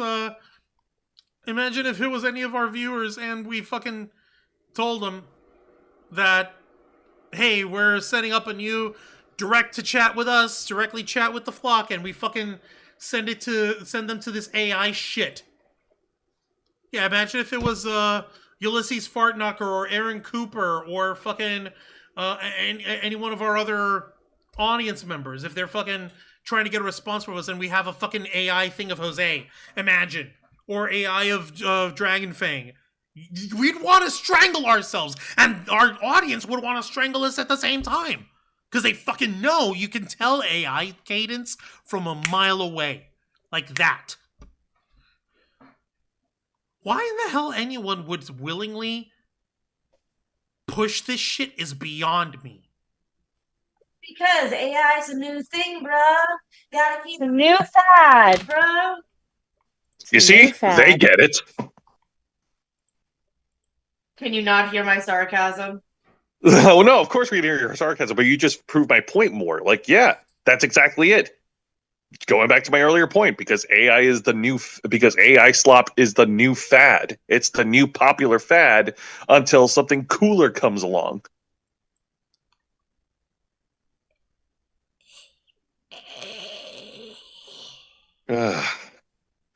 It's new. It's trendy. It's fucking annoying. Like, you want to know? I'm annoyed just as you are. I'm just not showing it. But let me give you an example. Tonight, while I was watching AEW Dynamite on HBO Max, I was sat through a bunch of commercials. One of the commercials is an advertisement for fucking Duck.ai. Yeah, and DuckDuckGo.com became Duck AI. Ugh, yeah, I saw those commercials. I'm like, what the hell? And they're like, oh, look, this makes sure that no one can spy on your stuff. And I'm like, Yeah, right. it's AI though. It's It's fucking spying on you disgusting. anyways. It's fucking disgusting.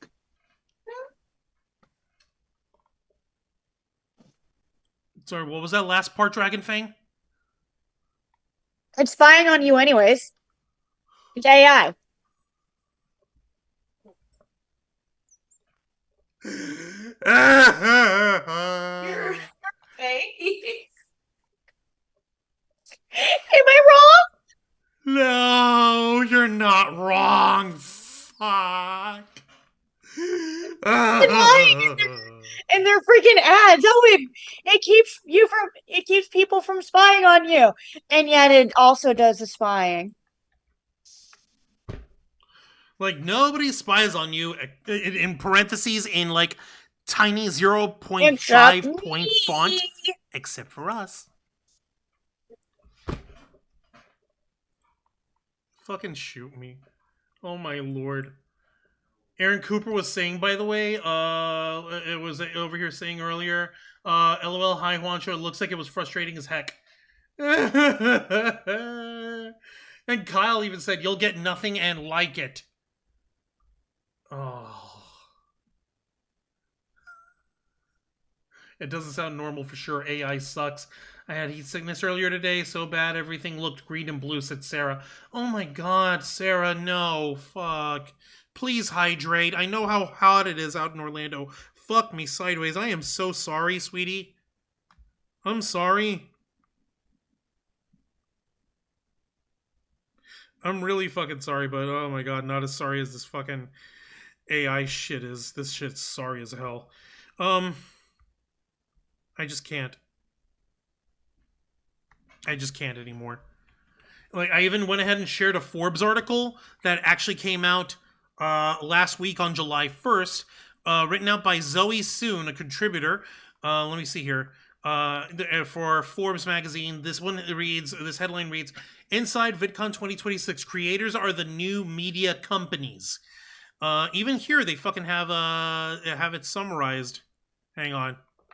Let me see what this fucking link here is for. VidCon, yeah. Let me fucking show less here. Yeah, no, fuck that. VidCon's 15th anniversary marked a significant shift. This year's title sponsor was PopStore, a creator monetization platform unveiling an AI-powered commerce tool for creators. The choice signals something larger. The creators' economy, the center of gravity, is moving from content to infrastructure, from creators as personalities to creators as businesses. That's another element that folks need to remember. And this is something that we've also got to reckon with ourselves because, you know, we at the Ravens Flock, we've partnered with different people before in the past for one reason or another. Way back in the day when we were in our early halcyon days, we were partnered up with the Nerdorama Network.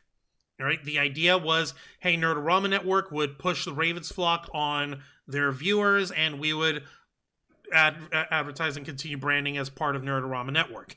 That stuff fell apart. We went separate ways. There's that. Okay, we also had a partnership with Tampa Bay Community Network, right? Yes. I rent out the stage that's public access because, hey, you know, you got to support your public access TV. That's a very important tool for. And we've had a really good business relationship with them for years. Exactly. The only reason why we don't go back there anymore is because we're broke as fuck. It costs like at least $50 an hour to rent the studio for an hour, and it's not even for like streaming live or for doing anything on an actual channel. I would actually personally have to. Well, right now I would have to A, renew my membership with TBCN, B, take a public access training course that I would have to pay for, and C, get some sort of certification, and D, figure out a fucking time slot on public access TV if we wanted any programming of the Ravens Flock to be available on public access down in Tampa Bay, which would be fucking cool, but that's more money and post-production work and more production work that we would have to put into that we just didn't have the elements for, and we didn't have the money for. Fast forward forever and a day ago to our old partnership with Glitch Energy, right? So we had a partnership with them. We promote them like crazy. They give us a discount code. We promote the discount code to our followers or our audience. Yada yada yada. Blah blah blah blah. I still have a lot that I would like that I have to say about that, but I don't know if right now is a good time for it. Yeah, because I don't want to. Now's not the time. Yeah. When we make our announcement, the next week after, we're going to discuss shit. All right, I promise you that. Okay. Yeah. So, like, we're not out above having made, like, different deals and working for and applying with different partnerships with different elements in order to help build the Ravens Flock up to what we have, right? So, like, I understand us, like, as YouTubers or as streamers wanting to have different elements in our production to make them look or feel more professional or make them more attractive, or, hey, maybe this is another way to help us raise money for our channel, or this is another way for us to get more people to watch, or to make things look a little bit more professional, like a little bit more appealing, that kind of shit. Okay? So that's understandable. But the fact that you've got to slap AI into everything under the fucking sun about it is just crap. Like, even in the actual article over here, the conversation has changed. That shift was on full display at VidCon's Industry Leadership Summit, where I spent a day in a room with top creators, platform executives, and entertainment industry leaders wrestling with questions that have moved well past how do I grow a following into genuine structural territory. The conversation at the highest level of this industry is no longer about content, it's about infrastructure, ownership, and accountability. Daniel Abbas, the founder of the Creators Guild of America, walked through 3 years of building the professional infrastructure creators never had. Eligibility standards defining what counts as a professional creator, a contract writer now adopted by major brands and agencies, an IMDb-style credit system, and platform agnostic verification for identity and brand safety. What is next on his roadmap? Healthcare access, small business tax treatment, AI and likeness rights. Sounds less like a creator economy wish list and more like the agenda for any maturing labor force finally organizing around its actual needs. This work complements the work that's being done on the industry side via the IAB and its Creator Economy Board, which exists to close the gap between creator experts and media buying experts. So this all comes into a bigger discussion of what content creators are doing in terms of not just being on YouTube or just doing silly stuff on Twitch or on TikTok, and building to something bigger, or going on to make different movies or TV projects or stuff like that. Case in point, Markiplier doing the Iron Lung movie that he went out of his way to help make, and it was crazy, and he made it at the beginning of this year, and it was brilliant, and everybody loves it. Right? That one caught everyone by surprise at how well it did, and lo and behold, Markiplier self-funds a movie based on a game that he's passionate about, and he does, and it does gangbusters. Right? Yeah, it does. I mean, my goodness, everyone loved it. Everyone who saw it loved it. Yeah, no. And all of this basically came in because Markiplier was able to. He built up a big enough audience. He managed to pick up screens. He managed to pay for that stuff on his own. He managed to get the Iron Lung movie distributed by himself. And he made off with, I don't know many infinity gorillion dollars he made off of this thing. And he still manages to be the sweetest and most down-to-earth person on planet Earth. How dare he? How dare this beautiful man be so wholesome and pure? How dare he?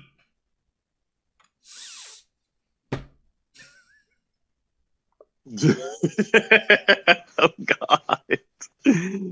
Oh. How dare he be perfect? Markiplier don't ever change. So, bringing up these different discussions, even with what was in this Forbes article, which, by the way, folks, you can read on your own time, on your own dime.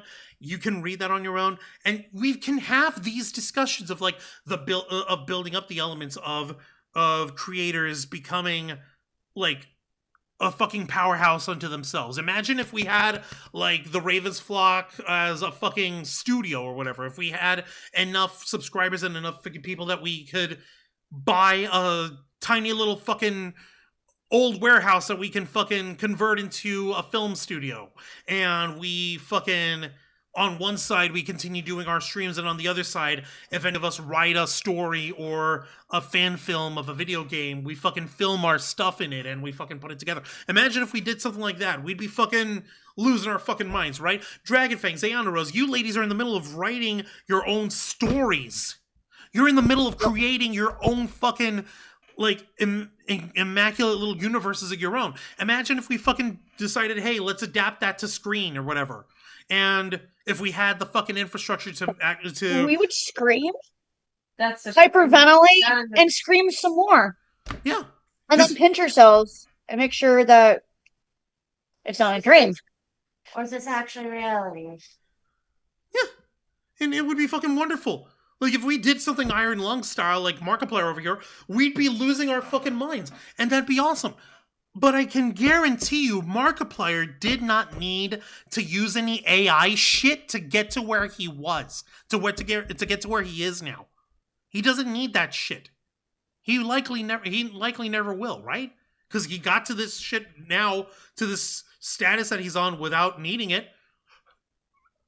So why should anyone else who like considers themselves a streamer or a content creator or a fucking, what are you calling it, a streamer or a YouTuber or like or a creative artist, why should any of the rest of us fucking submit to the AI overlords to fucking like try to make our dreams come true or build our to build our brand or build the Ravens Flock's fan base even bigger? Why should we? There's people out there who will listen to our message. We've got them watching us right now.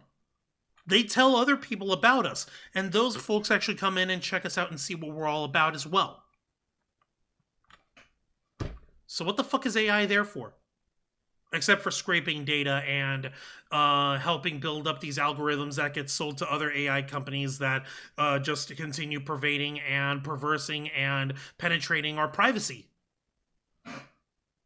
AI is there so that people who don't have talent and who don't want to even. They could just shove it in their face, going, "Look, I can do this. I'm better than everyone." It's for people who want the talent but don't want to put in the work. Yep. So they steal the talent and make the machine do it. Yep. And then say, "Oh, I made this." That's the entire point. You made this? I made this. I can do art. I That's made this. not art. You don't know how hard it is to put in a prompt and get the perfect thing. That's still not art. That's stealing. It's not even good stealing either.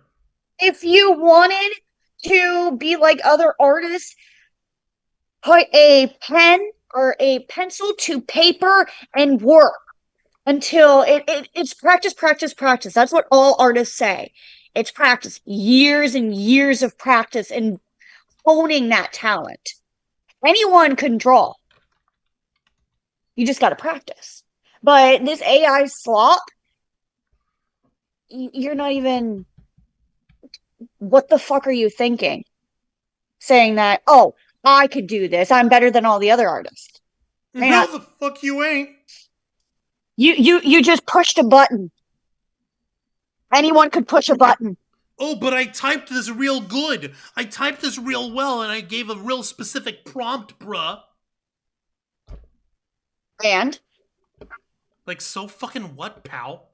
So what? You can type that shit out. That doesn't mean that you've got the nerve or the ability to actually make something fucking worthwhile or something fucking creative.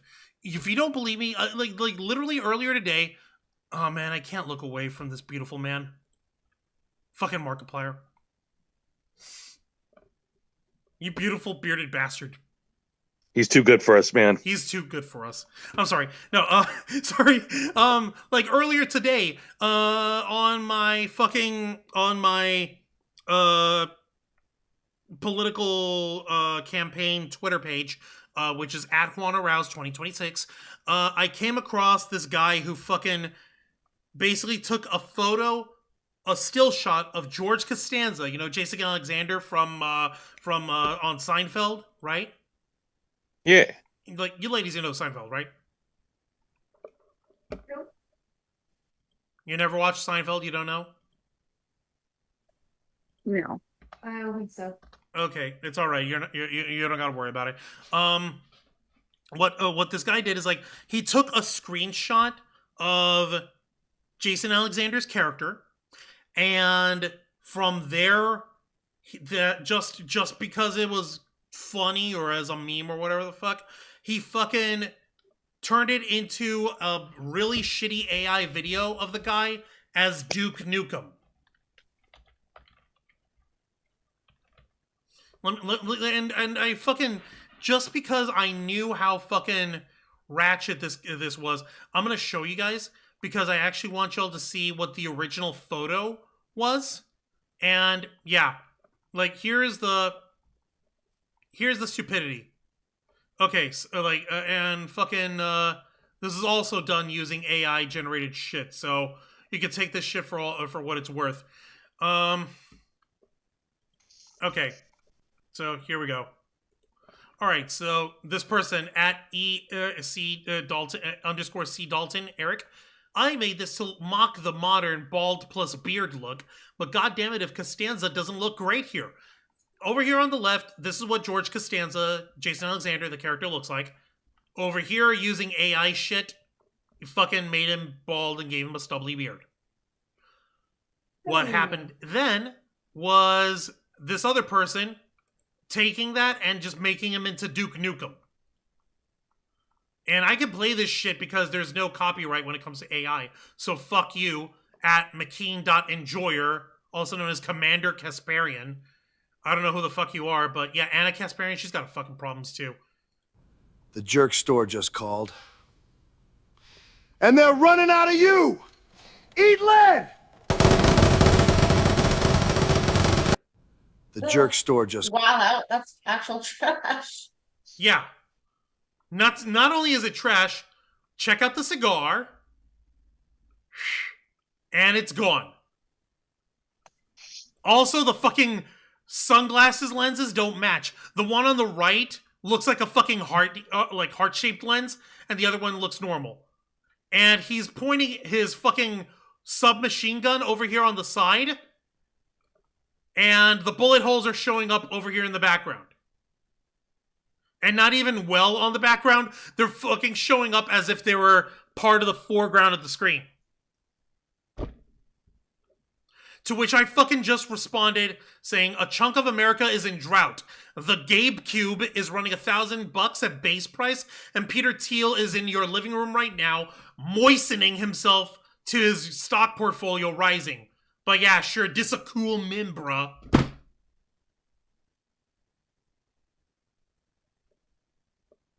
Yeah, I have no fucking words. And you can say like, oh, but there's a difference between AI generated content and using AI tools for like distribution or for connecting with your audience. Same horse, different shoe. That's all it is. You're changing out one horseshoe with another. It's still the same AI slop horse. Because they... Yeah, but folks will try to defend it, and they'll try to use some sort of wordplay or whatever to try and, win their argument. Or it's... God almighty, it's just bad. This is fucking depressing, and I'm sorry that I subjected you guys through it. But at least you know where I stand when it comes to AI shit. But then again, it's not like I made a fucking... it's not like I made a fucking secret of it all anyway. Let me go ahead and get y'all started to wrap up over here because it's just past midnight. I want to make sure that you ladies and Jose all get a chance to get some shut-eye. Dragonfang, Zayana Rose, as far as your thoughts of this year's VidCon and the overemphasis of AI, what do you think? Hit me up. Fuck AI, it sucks. Fuck this shit and I'm out. AI needs to go. I think life would be so much happier if AI didn't exist.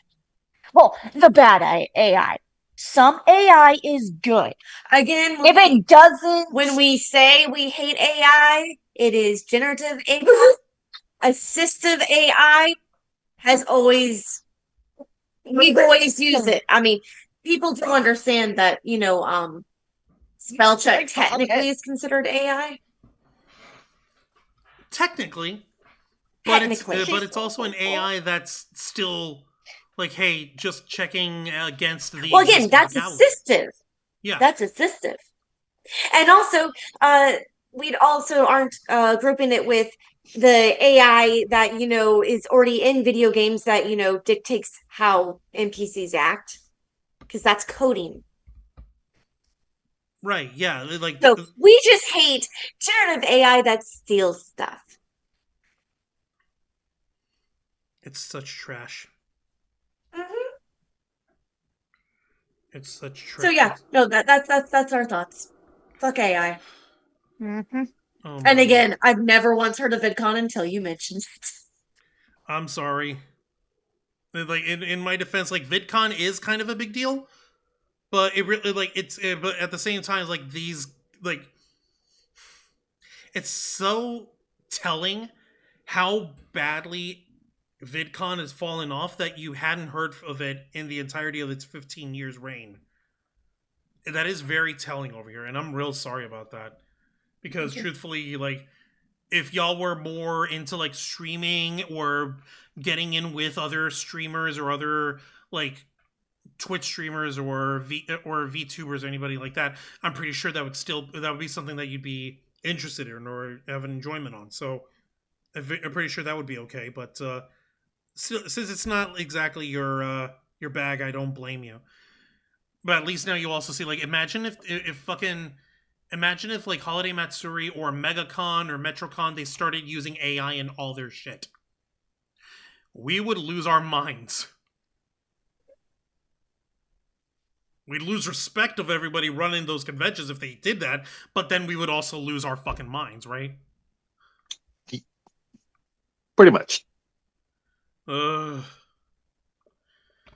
Zayon the Dragon Fang, thank you so much, and I'm gonna go ahead and give Jose the floor for his final thoughts. Also, Joseph, why don't you let us know your thoughts here, and also, now I can say this after a couple months of us away. Let us know what we can expect on this Friday night's edition of Wrestle Rewind. Okay, so first of all, my thoughts.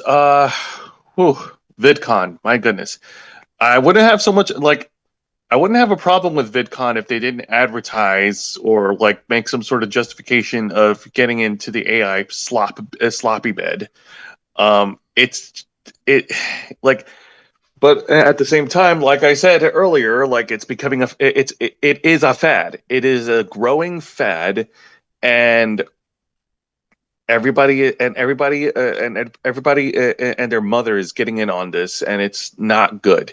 I agree with Zayon Rosa and Dragonfang's take that assistive AI can be helpful in small doses, but generative AI to just have it like create stuff for you without even putting any effort at the risk of damaging the environment, and it's just like, no, it's not. No, that's not art. That is not art at all. You're fucking destroying shit just to make shit that you want without trying.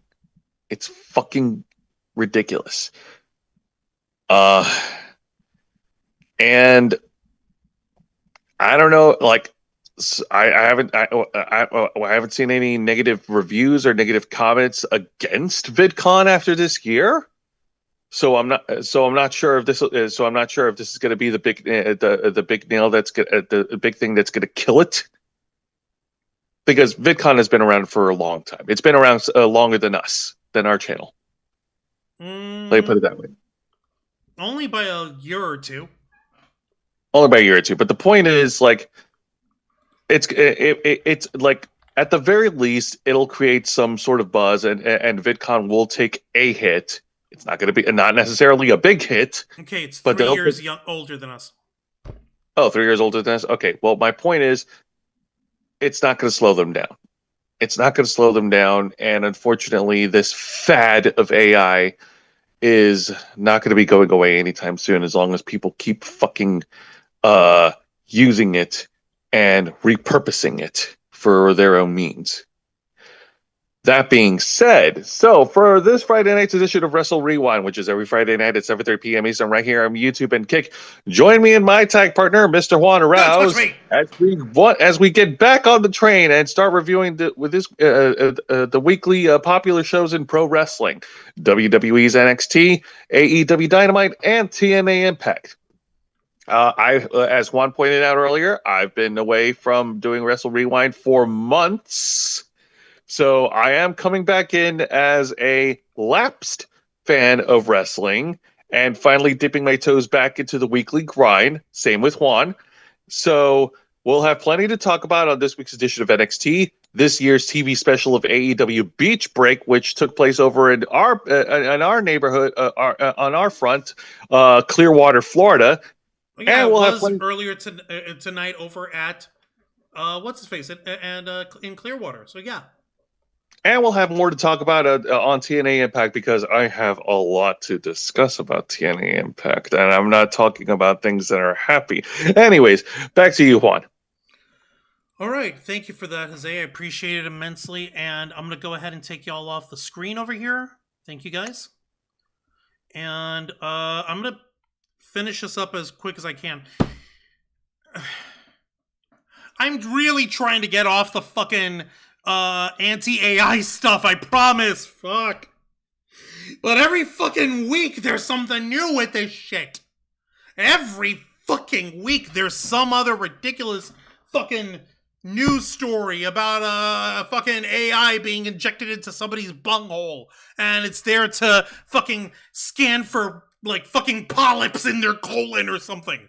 And it's like it's fucking pervasive. It's literally invasive of our freaking autonomy and our privacy and our fucking like pervasive in the realm of creativity.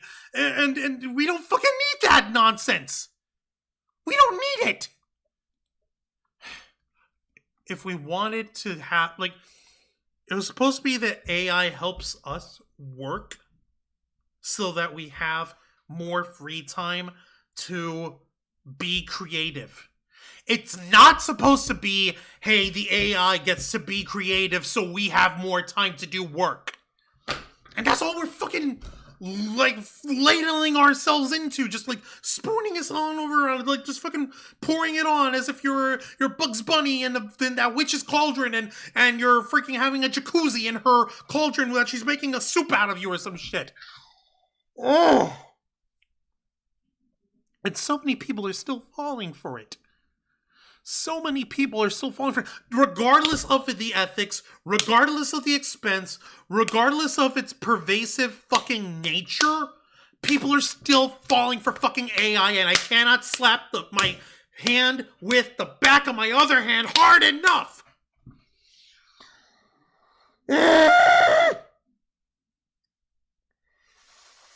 If you can tell, I'm not a fan. When I get into Congress, one of the first things I'm doing, other than submitting articles of impeachment on Donald Trump, is also submitting bills that will severely kneecap AI companies and AI data centers, at least for the next 10 years, because I want these fuckers to work on self-sustaining energy first before we can work on these AI-generated shit.